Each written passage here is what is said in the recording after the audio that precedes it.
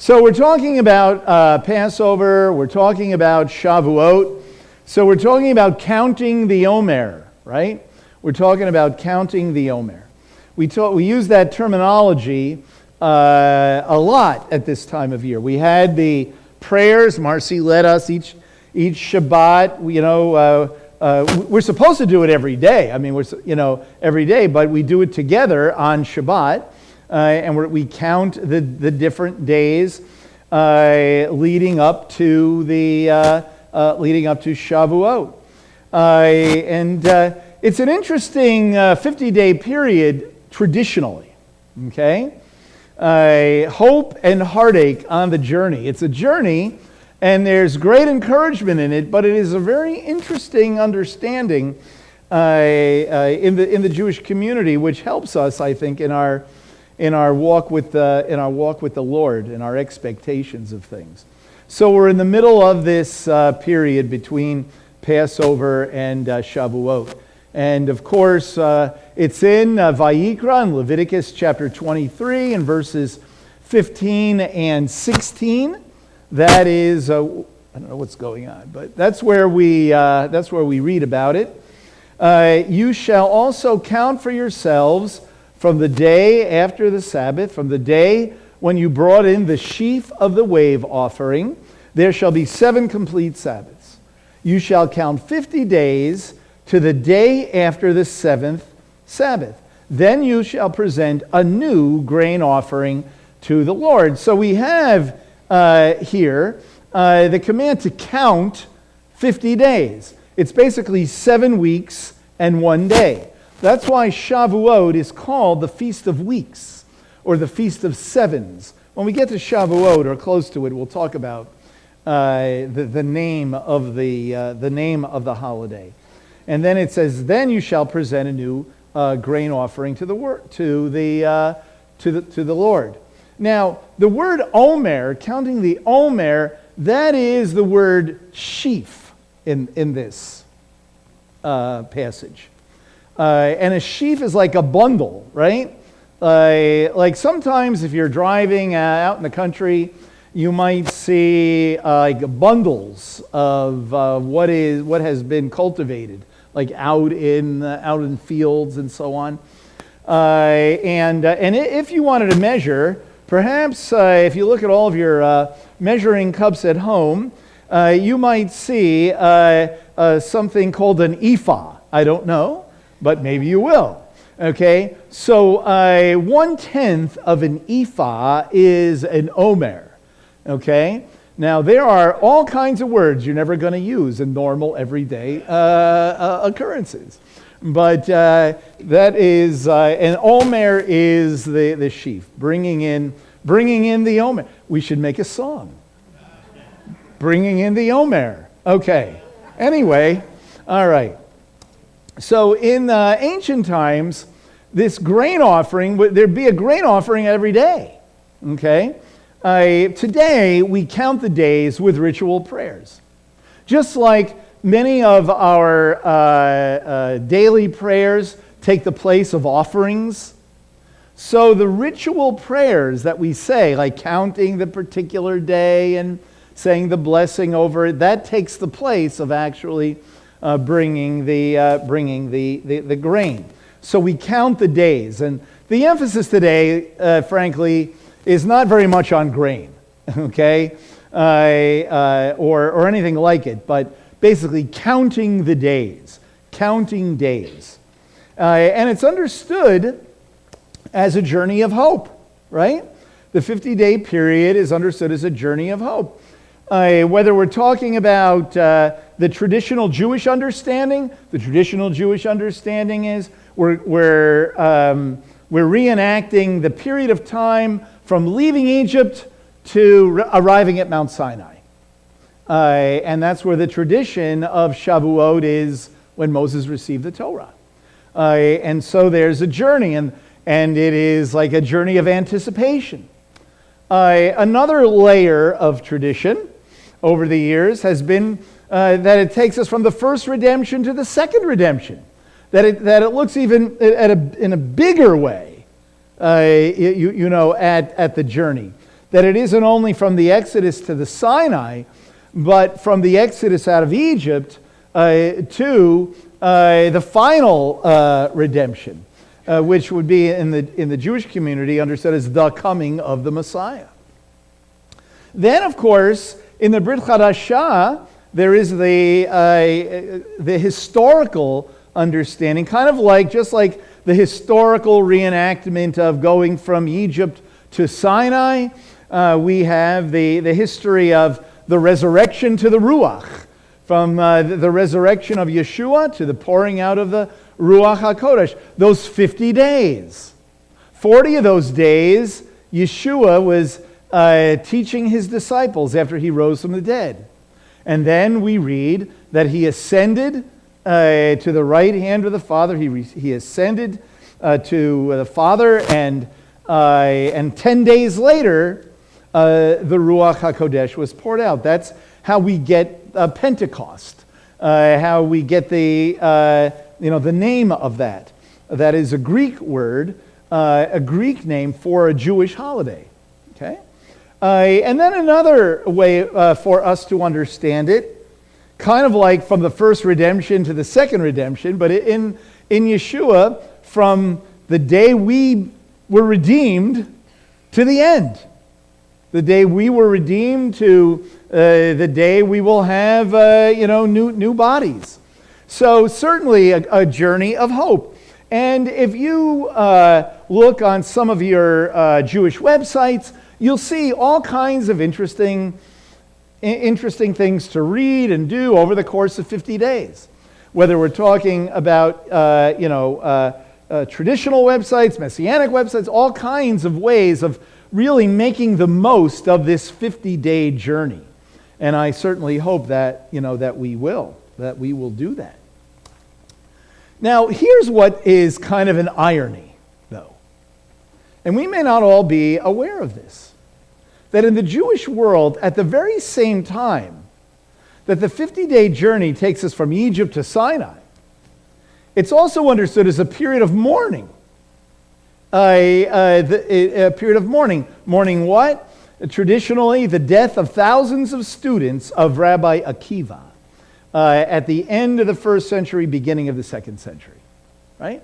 And so in Jewish tradition, this is really very important. When you ask someone, well, what do you do during the 50 days? There are certain traditions that we do. For example, there's no weddings during this 50-day period. No haircuts, and no big parties. So here's the question. Can you have bar and bat mitzvahs and things like that? Now, this is in the traditional Jewish community. This is how it is observed. The answer is yes. Just no music and kind of a muted event. Now, muted has taken on a different definition now. So I'm not saying silence. You know what I mean? Okay. Very good. Except for the 33rd day. 33rd day is Lag BaOmer. Lag is 33. Okay? Lag BaOmer. Why the 33rd day? You ask one traditionalist, you'll get one answer. You ask another, there's another. Some will say that it had to do with the end of this massacre on the 33rd day. And then there are a number of mystical kinds of reasonings given. But the reason for it is not that important to us, just so that we understand that it's kind of an interesting paradox. This idea of hope and heartache all at the same time.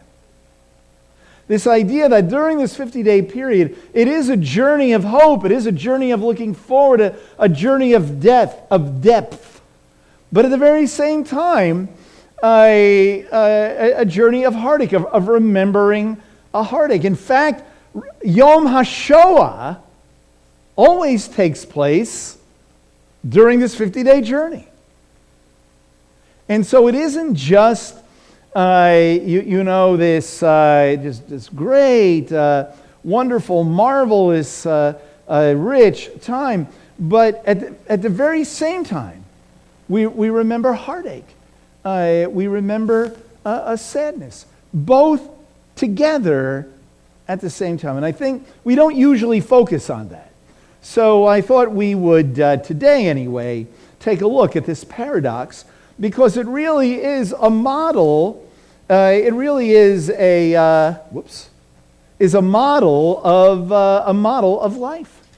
It's like a microcosm. Just as when we say that it is, it reminds us from the time we embrace Yeshua to the end. Well, I don't know about you, but it is not, every day is not a fantastic, over-the-top spiritual experience. That we are often challenged in life with this paradox of knowing the Lord yet suffering, of having the hope for a living hope for the future, yet struggling sometimes in life. And unfortunately, sometimes we are taught that it's got to be one or the other. That it's hope or heartache. That if we're hoping in the Lord, oh, hey, no feelings of sadness or anything like that. Or if you're feeling sad or down, then you're not really walking with God. It's one or the other. But unfortunately, that is not true, right? It is not hope or heartache. It is not one or the other. Just like the traditional understanding of the counting of the Omer, it is both hope and heartache all at the same time mixed in together. Okay? So heartache does not mean that we are unfaithful to the Lord. It doesn't mean that we're not trusting God. Actually, it means we're humans.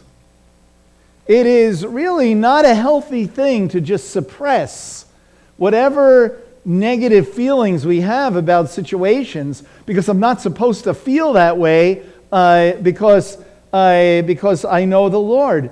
So remember that feelings are not illegitimate. Heartache does not mean you are unfaithful to the Lord or that your feelings are illegitimate. Very important that we embrace that truth. Now, there's a lot of examples in the Bible of this, a lot of examples. So we're going to look at the prophet Habakkuk, and then we're going to look at an admonition in the Brit Hadashah about it. First, Habakkuk. Habakkuk is a very interesting prophet, different from almost all the other prophets. In some ways, Habakkuk is a little bit like Jonah. What does Habakkuk and Jonah have in common? It's their story. It's like a diary. It is about Habakkuk anyway, is about his struggle with understanding the circumstances around him, even as a prophet of God.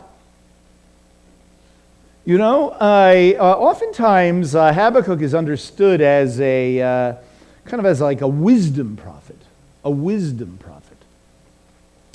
and so at the beginning of the book, he's angry, he's sad, maybe depressed over the state of affairs around him.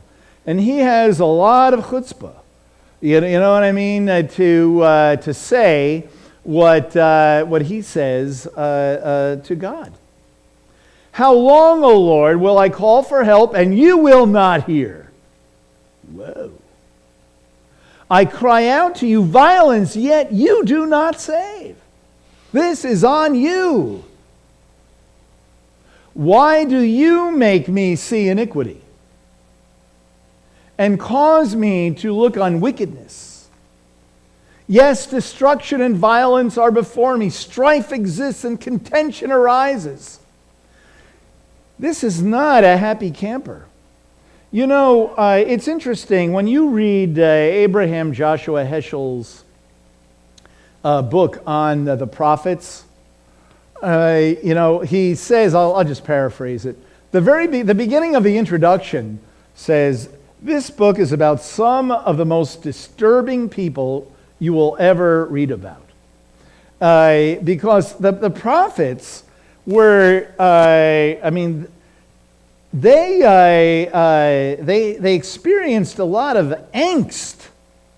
They were representing God to the people and then representing the people to God. And they emoted, one might say, the feelings of God about sin and about the state of affairs of his people. And can you imagine, bearing that burden, right? And so Habakkuk he's looking around him, and so in his case, we're reading about his own personal discomfort. Jeremiah is another one. There's a lot of verses in Jeremiah that we could turn to that are in a way similar to this. In fact, what is Jeremiah called? He's called the weeping prophet, full of sadness. But here we see it in Habakkuk. But Habakkuk is only 3 little chapters long. Right? 3 little chapters. But when you come to the end of the 3rd chapter, you get a whole different vibe from the prophet. What do we read at the end of these 3 little chapters? Though the fig tree should not blossom, and there be no fruit on the vines, though the yield of the olive should fail, and the fields produce no food, though the flock should be cut off from the fold, and there be no cattle in the stalls, yet I will exult in the Lord. I will rejoice in the God of my salvation. Wow. He goes on, right? The Lord God is my strength. He has made my feet like hinds' feet and made me walk on my high places. In other words, I have firm feet on a precarious perch. Right? Even if there's no food, even if things look bad, I will rejoice. I will stand firm, even though, I'm on this, what I always think of? I always think of like, the old cartoon, the Roadrunner, right? Like you come to the cliff, right? And that just below the cliff, there's this little branch sticking out. And that, standing on that and saying, I am on secure ground. Why? Because I know in whom I believe, right? But what happened in between those 2 moments? Now, first, let me tell you that, that little phrase, my feet are like hinds' feet on high places. It's in 2 other places in the Tanakh that come from a period earlier than Habakkuk. He's actually quoting something. I don't know if you're familiar with that. In 2 Samuel chapter 22, beginning in verse 31, gives us a little context. In 2 Samuel chapter 22, okay, it's like a psalm, right? In fact, it is one. Okay, if you compare 2 Samuel 22 and Psalm 18, you're going to find that they are almost identical. Oh, okay. There you go. Anyway, if you look at verse 31 of 2 Samuel 22, you get a little context for this phrase. And I would suggest this is what Habakkuk was thinking. As for God, his way is blameless. The word of the Lord is tested. He is a shield to all who take refuge in him. For who is God besides the Lord? And who is a rock besides our God? God is my strong fortress, and he sets the blameless in his way. He makes my feet like hinds' feet, and sets me on my high places. He trains my hands for battle, so that my arms can bend a bow of bronze. And we can stop there. So clearly, when he says, the Lord God is my strength, he's like summarizing these verses. Because the Lord God is his strength, he can say that therefore I am strong in him. So he's saying it seemingly has this unflinching trust in whatever happens. God is at work. So then the question is, what changed? His circumstances did not change. It wasn't that he cried out to God, he had this big argument with God in the first chapter, God did something, and now all is well, and so now I can say this, because now in retrospect, God made the situation better. The situation was not better when he finished writing chapter 3, but something else changed. Okay? So in the second chapter begins where he basically, he says something to the effect of, I think I've stepped over the line, and so I'm going to hang on for dear life because God is going to reprove me. He's going to chasten me. Because if you read all of chapter 1, we just looked at a couple of verses. It is an argument that he's having with God. God responds. He says, I don't like your response. And then he goes on, right? And so then he says, he's hanging on for dear life. He tells him that he's received a vision, right?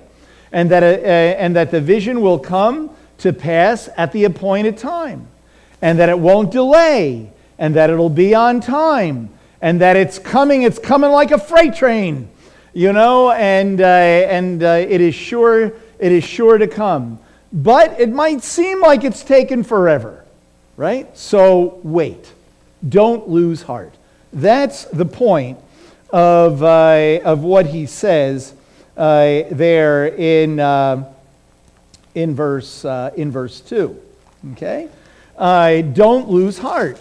That and what Habakkuk is doing. He is relating the fact that God gave him the vision. He doesn't quite say, okay, this is what God told me. He says, God answered me. God answered me. Now, he answered me like I understood what he was saying. And it has to do, you read about it for much of chapter 2. It has to do with the judgment of the enemies of God and the judgment of all ungodliness and so on. Right? So, he says the vision is for an appointed time. It hastens toward the goal. It will not fail. Though it tarries, wait for it. It will not delay. Don't lose heart. So he tells him this. He tells him that it's going to take longer than you think. Okay? So it's not going to happen on your timetable. Right? It's not going to happen when you think it ought to happen. But don't lose heart. Wait for it. But then he says something else. In the meantime, while you're waiting, behold, as for the proud one, his soul is not right within him. But the righteous will live by his faith. And I have here his faithfulness, because that's really what it is. It isn't live by believing something, the way we often use the word faith. It's live faithfully. Live Torah way of life. Live covenantally. Have a heart for God. So in the meantime, keep moving forward. You know what it reminds me of? It reminds me of another verse. It's in Deuteronomy chapter 30. It's a verse that we are actually the 29:29. It's one of those verses that you say, oh, that's where that is. The secret things belong to the Lord, our God. But the things revealed belong to us and to our sons forever, that we may observe all the words of this Torah. What's interesting about that verse in Deuteronomy 29:29 is what comes before it are words of judgment. What comes right after it are words of deliverance. It's like a hinge. And so in other words, when is this, Moses is writing this, and he says, when is this going to happen? The secret things belong to God, but he's told us what we're supposed to do. And that is walk faithfully. Be obedient to God. Okay? And that is exactly what Habakkuk says. So in the meantime, live faithfully. This answered Habakkuk's question, we might say. I like to call it, he had an encounter with God. Much like Asaph in Psalm 73, by the way. Where about the first 15 verses of Psalm 73 is, it looks like all the people that are ungodly are doing real well, and all the godly people are suffering. This is not fair. It doesn't seem to make sense. And years ago, if I had spoken this way, I wouldn't believe it. And then he says, and then I entered the sanctuary of God. And then I perceived their end. He had an encounter with God. He had an encounter with God that changed his outlook, changed his worldview, changed his trust with God. Habakkuk learned to live in the tension between hope and heartache. He learned to live in the tension between hope and heartache. He cried out to God. He was very unhappy. God tells him that, look, this is what I'm going to do, but your calling is to live faithfully until that time. And so that brings us then to the end of Habakkuk, where he was able to trust God. Sometimes we have to wrestle, right? We have to wrestle. We have to cry out to God to get to that place of acceptance. To get to that place of acceptance. Now, in the Brit Hadashah, there's a number of places to look. One is in 1 Peter chapter 3. This would have been right along the lines of what we were talking about last week about the resurrection. 1 Peter 1, 3-9 speaks directly to the issue of the tension between hope and heartache. You're familiar with this part, right? Blessed be the God and Father of our Lord Messiah Yeshua, who according to his great mercy has caused us to be born again to a living hope through the resurrection of Messiah Yeshua from the dead, to obtain an inheritance which is imperishable and undefiled and will not fade away in heaven for you, who are protected by the power of God through faith for a salvation ready to be revealed in the last time. Wow. So, of course, just pointing out some of this, some of what he is saying, it all comes down to the resurrection of Yeshua and our connection to his resurrection via the Ruach. Remember from last week? Therefore, it's like we have a new life. When he uses the phrase born again, that has been, hijacked tremendously, But it means that we're new creatures. We have new life. It's not the same. It's not just I believe something different. Go back and listen from last week. We enter into a different world, a different understanding, a different worldview, right?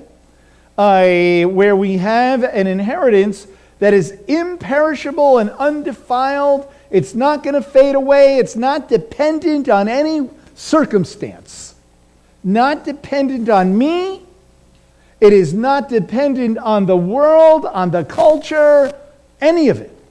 And that is, what we stand on, right? How encouraging is that? The resurrection of Yeshua gives us hope for the future with an impact on every day of our lives. That's why it's called a living hope. It's not just, I believe something's going to happen in the future and it kind of makes me feel good. But no, that we pull it down and we're living in that hope even now. When we embrace Yeshua, we begin living that hope that is eternal, right?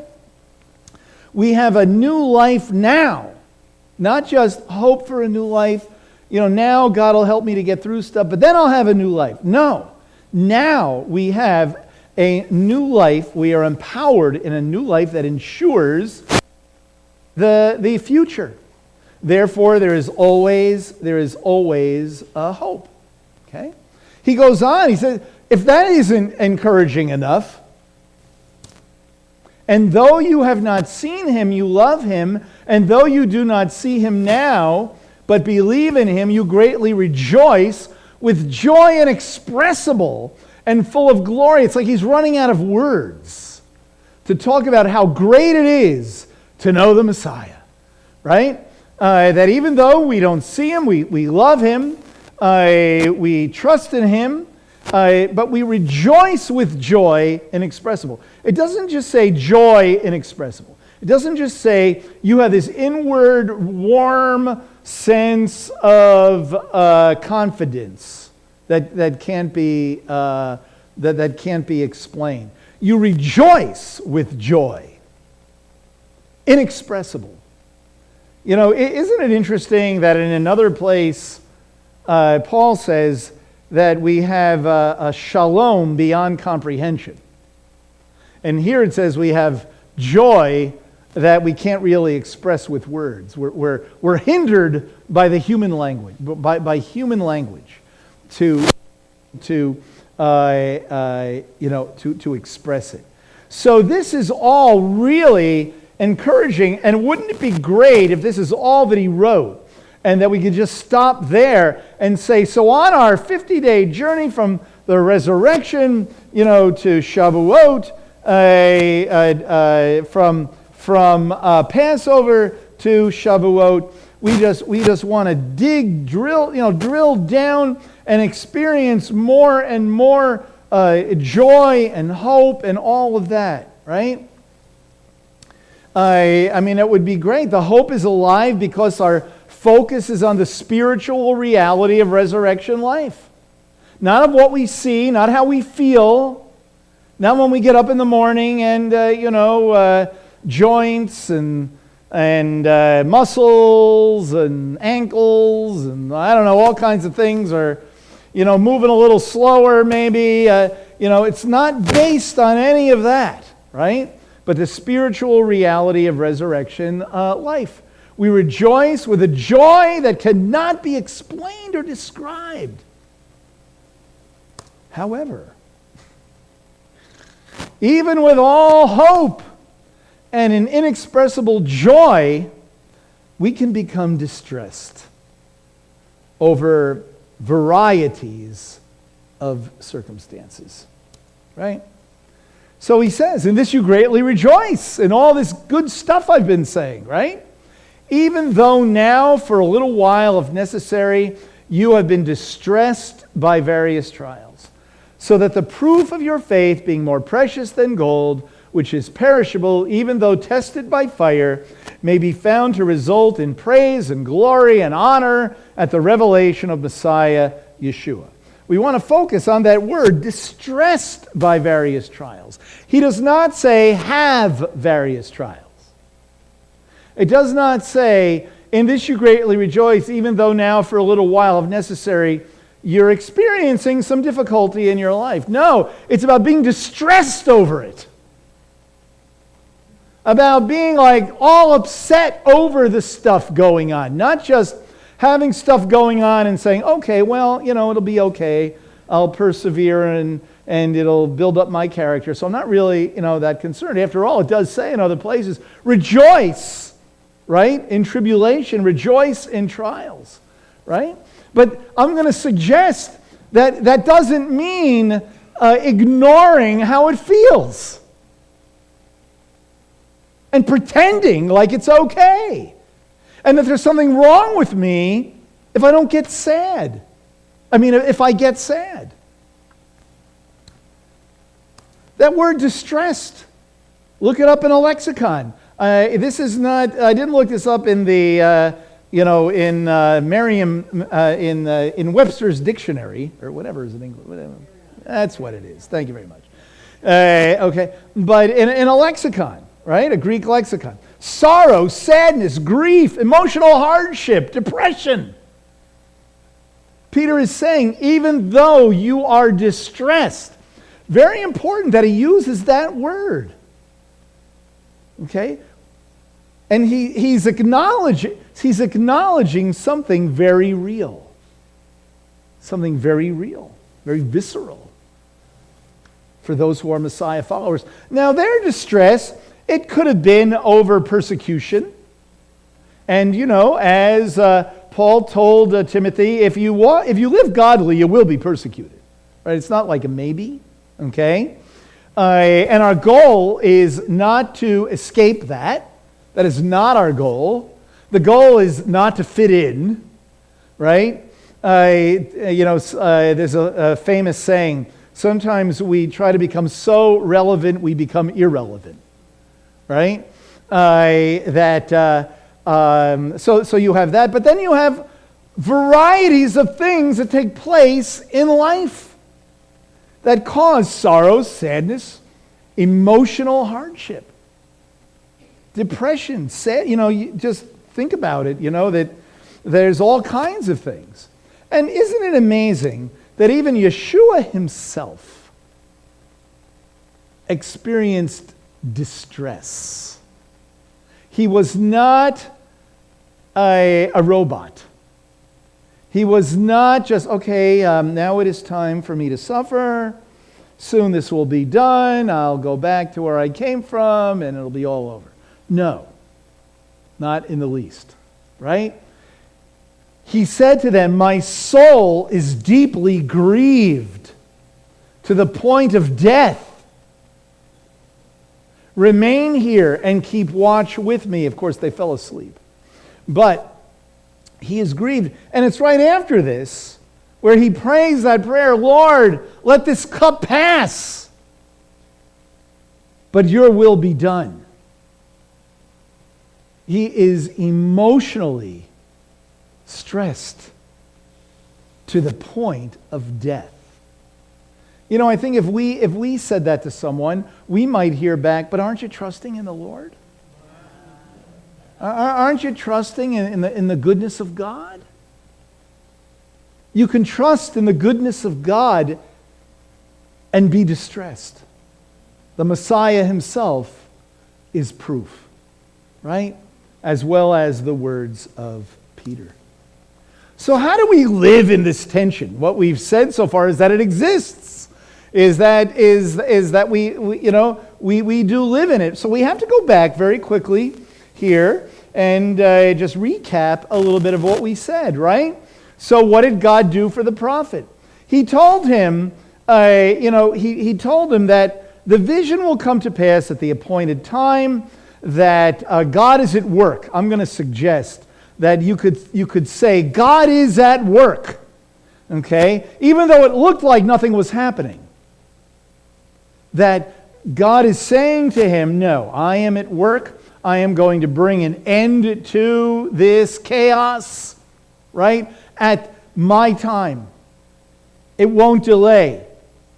You got to wait for it. Don't lose heart, right? And then he says, but in the meantime, live faithfully. Live faithfully. So, we need to be faithful in our walk with the Lord. Keep moving forward. God has told us, the secret things belong to God, as we read. And he's told us what to do. And that is keep putting one foot in front of the other. Live faithfully before God regardless of anything. Okay? Regardless of anything, keep moving forward. And then, of course, you have in this, in 1 Peter, you have the second half of this, When we read here that, yes, you have been distressed by various trials, then it says, so that the proof of your faith, being more precious than gold, which is perishable, even though tested by fire, may be found to result in praise and glory and honor at the revelation of Messiah Yeshua. It's all leading up to something. God is even at work in your distress. And it's all leading up to something. It will ultimately bear fruit, believe it or not. Even your distress will bear fruit. Paul says kind of the same thing. For momentary light affliction is producing. I remember I gave a message on Sukkot last year, I think, on this.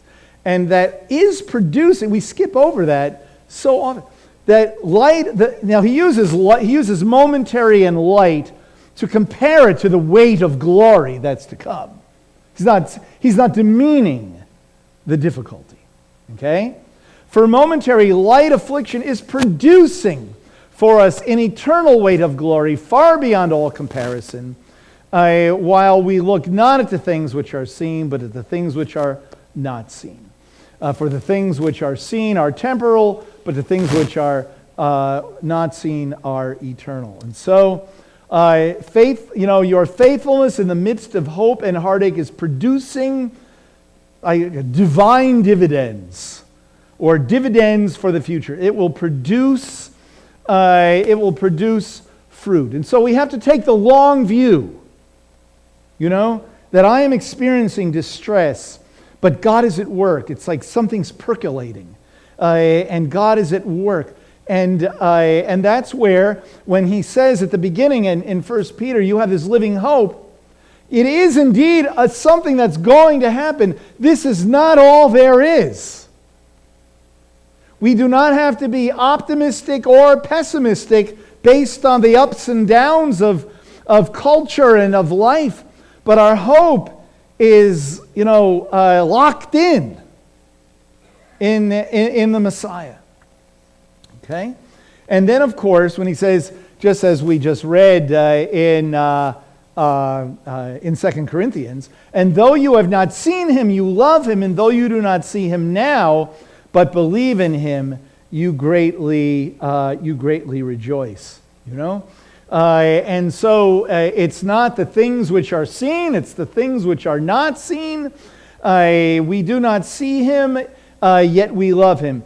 And by the way, I won't turn to it, but if you read in John 17, when Yeshua prays his prayer, when you read it carefully, do you notice who he's praying for? People that are coming after him. People that have not had the experience of actually seeing him and talking to him, and walking with him. But people like you and I who come years and years, decades, centuries later, but yet trust what we do not see, right? And so focus on the invisible reality of what is eternal. It is real. What we don't see is real. It's not just some nebulous spirituality, And of course, we need to expunge from our vocabulary physical and spiritual. Because physical is spiritual. It's all spiritual. It's visible or invisible. And very important for us to understand that. The invisible reality of what is eternal. In fact, in Colossians, don't we read that we dwell with him in heavenly places? That's a reality. It is a place of living, yet we still experience this world here. Having that understanding and that reality, as we are grounded more and more in the Lord, helps us to navigate through this life of hope and heartache. So may we continue to cultivate this kind of life as we intentionally take the journey from Passover to Shavuot. Make the most of every day of these 50 days. Pray intentionally about it. Read the scriptures intentionally. This particular year, I didn't challenge us with a particular reading because I know that many of us are already engaged in reading. And I didn't want to overload everybody, although maybe I should have, I don't know. But I hope that we are intentionally taking advantage of the opportunity to dig deeper, to know the Lord, to experience more hope, because we do indeed experience the tension of hope and heartache. We do experience that distress. And I know that's not coming as a bulletin to anybody, but may we be able to navigate through it and to realize that the Lord is aware of it. Okay? So the last thing is the UMJC has produced a very nice little booklet that's free. You can download, you can read it online, print it out. And it is sort of like a weekly study of the fruit of the Spirit and making application in our own lives of the fruit of the Spirit. And I hope that we might take advantage of it. If you go to umjc.org, you will find it. Also, we sent out a link for it. If you call the office, Jenny can send it to you again. So, as we walk over, let's see, today's day 9. If I take my shoes and socks off, that means there's 41 days left. Okay, so, thank you. So, may we make the most of the counting of the Omer, this journey to Shavuot. Let's pray.